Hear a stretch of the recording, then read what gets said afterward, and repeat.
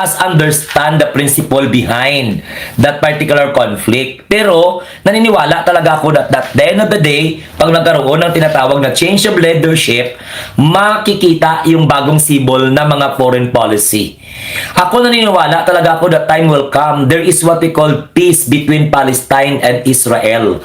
At naniniwala talaga ako that the United States of America is an instrument para tikisin talaga yung tao ba, kung saan ba talaga yung pride, yung ego.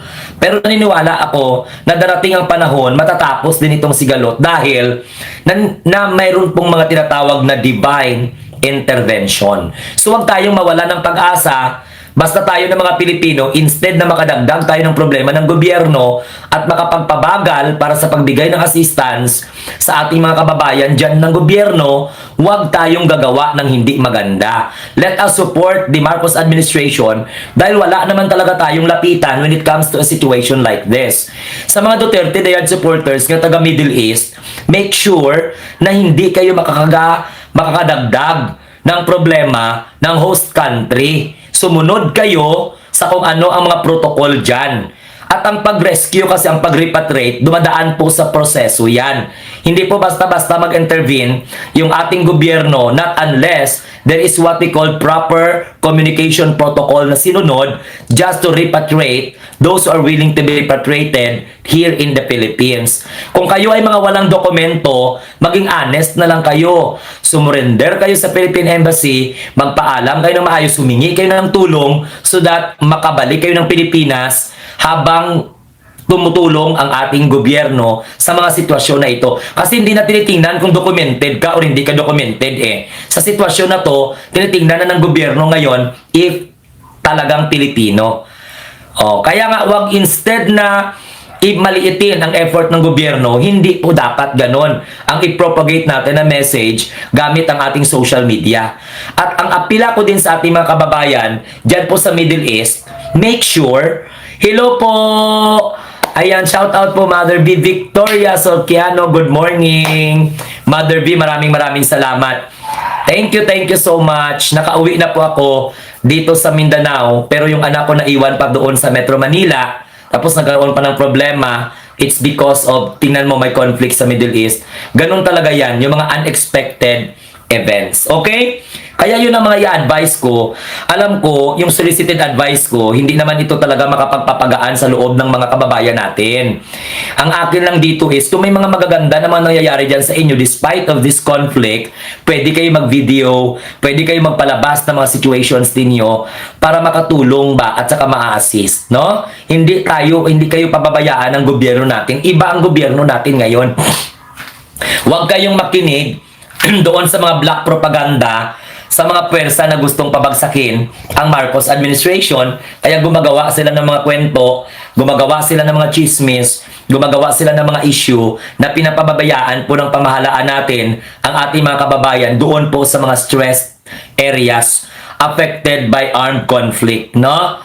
So, para sa na ipagdasal natin ang kaligtasan, ipagdasal din natin ang ating Pangulo na despite of all destabilization effort, maging malakas pa siya lalo for the benefits of the Filipino people, whether you are opposition or supporter of administration. Am I right?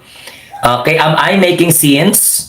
So, ganun lang po yung aking gusto na ipaabot sa inyo, no?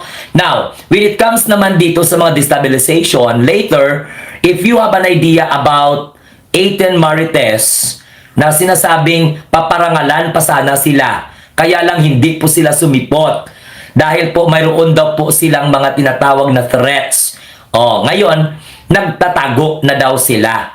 Kasi maraming nakapuna. In-invite kasi sila para parangalan sila ba? Parang UPI ata yon ang magbibigay sa kanila ng parangal. Ang problema, hindi sila dumalo.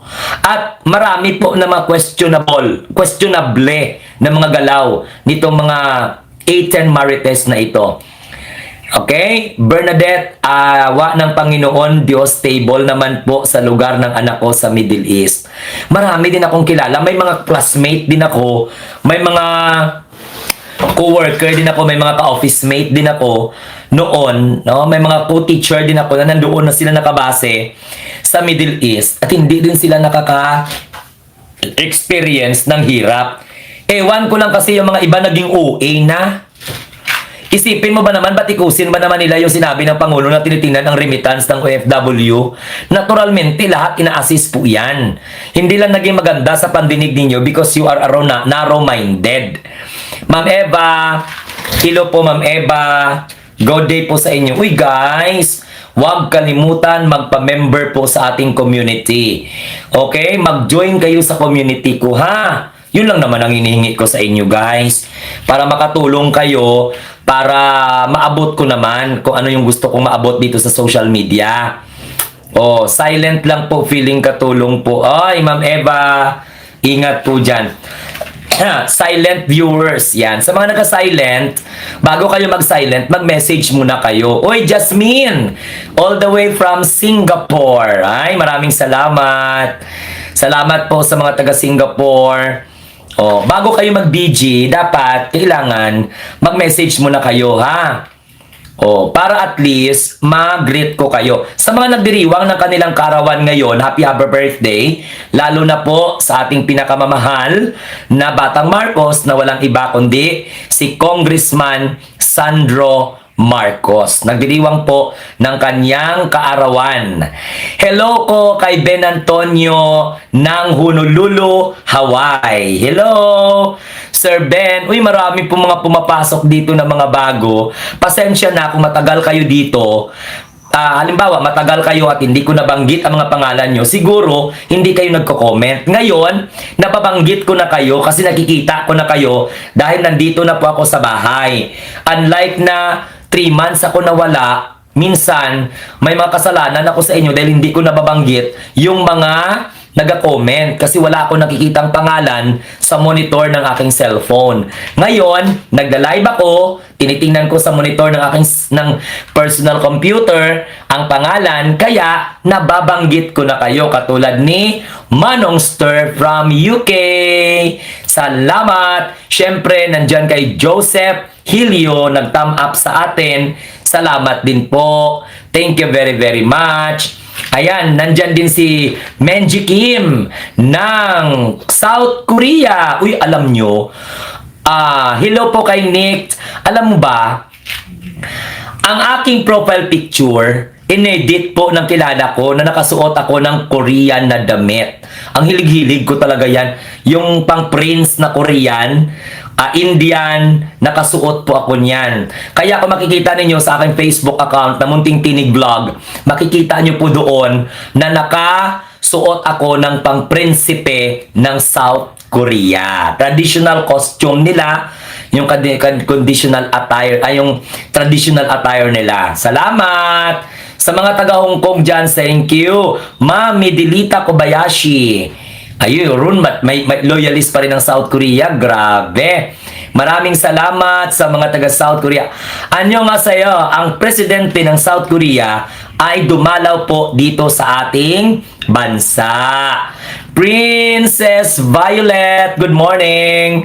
Kay Salome, especially po sa gwapong host. Uy, thank you ma'am. Pero kahapon, grabe talaga ma'am. Sinampal talaga ako ng pera. Oo, kasi butas-butas daw talaga yung mukha ko, ma'am. Dahil butas-butas ang mukha ko, ipaano ko na daw, ipaayos ko na daw, ipagamot ko na daw yung mukha ko. May pera daw siya. Ngayon, nung nilagay ko yung GCash ko, ay abaw, hindi man siya naghulog. So, hindi ko mapapayos yung mukha ko. Pero, I do really appreciate your honesty na talagang gwapo man talaga ako, guys. Ang problema lang kasi, butas-butas lang yung mukha ko ba. Ako talaga, ang ganito na klaseng tao, talaga gwapo na talaga ito sa paningin. Minsan nga nai-inlove nga ako sa sarili ko, kaya lang, pag nakapikit, kasi pag halimbawa nakadilat ako, wala na. Nato-turn off ako. So, nai-inlove ako sa sarili ko kapag manalamin ako na nakapikit. Yes. Kaka-inlove man talaga yung mukha ko. Pero kapag halimbawa nakadilat yung mata ko at humarap sa salamin, delikado. Gumuho na yung pag-asa ko na ma-inlove sa sarili ko. Hello po kay Joa, kay Rofran ng Macau. Uy! Alam mo, nakapunta ako ng Macau ha. Doon po sa may Galaxy Hotel. Nanood po ako doon. Naku, Diyos ko, grabe. May malaking ano doon. May malaking diamond. Oh, diamonds are now and forever. Pareho ta, butas-butas, Glenn. Untat lang kay wala na space. Importante. Correct. Yun gani ang ginaproblema kung Ma'am Salome ba. Ano na lang ang mangyari kung mapuno na ng butas-butas? Hindi naman sila pwede mag-migrate sa kung saan nga lugar.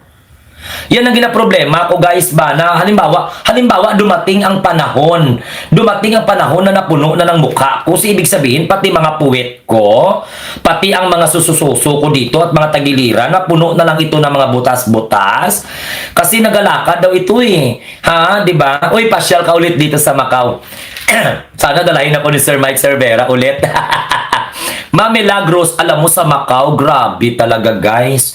Nabusog talaga ako kasi doon po sa may sa Rowan ng St. Paul, yung di ba yung naiwan doon yung street, naku, Santissima Trinidad. Kulang na lang, Ma'am Milagros, magdadala ka ng iyong rice cooker dahil libre lang ang tikim-tikim na mga pagkain doon.